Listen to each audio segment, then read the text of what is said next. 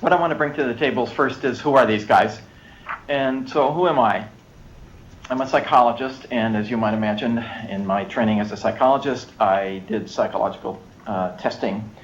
And all the testing that I did, testing training in graduate school, as I think is true for almost all psychologists, is essentially pathology-oriented. So among other instruments, I'm familiar with the MMPI and a variety of the Milan and other instruments that look at what's wrong with people. That worked for a while in my practice, but I had a very defining moment with a patient a number of years ago, because I had kind of fallen in love with the MMPI and other sorts of pathology-based instruments, and assumed, wrongly, but assumed that this is the best way to identify what a person is. So, for instance, I had this young man that I saw, and I had recently read Horney's Tyranny of the Should. Any of you familiar with that? Quite a good little piece of work that she did. And gave that to him, along with some other writings. And he came back the next week and threw the book on the floor and said, I have two things to say.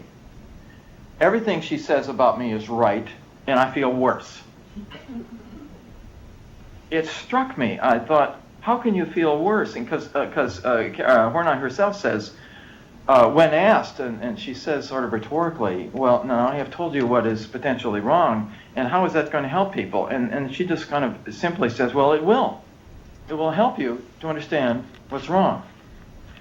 So I took a step back from them and began to look at other sorts of instruments, and I looked at the Edwards and a variety of California psychological inventory, other instruments that began to look at personality traits.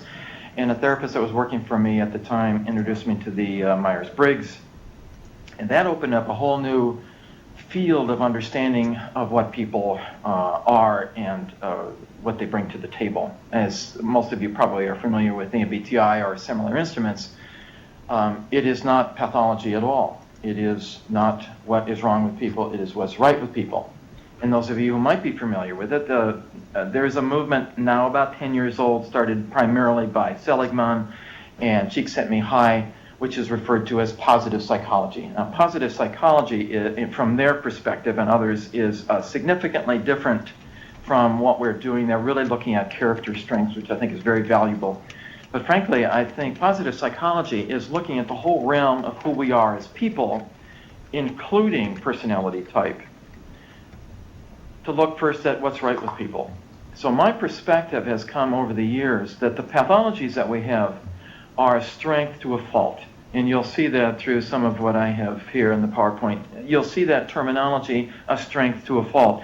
As Borris and I went through this briefly, he and I were looking at strengths and then strengths to a fault.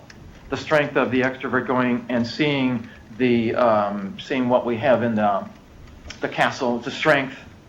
The deflation afterwards is a fault, likewise with the introvert. So that's a little bit what we're going to look at. I would ask you, back to, if you can, Borris, the first page here.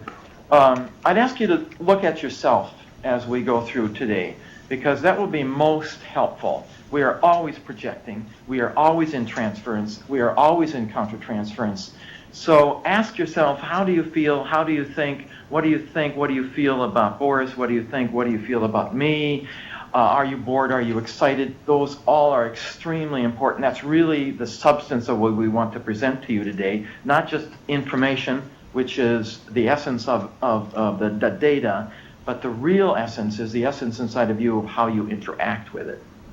So let's see. I think this is page 2. We've done that. Now, this is how I look at the dimensions that Myers-Briggs has put together, and I have chosen different words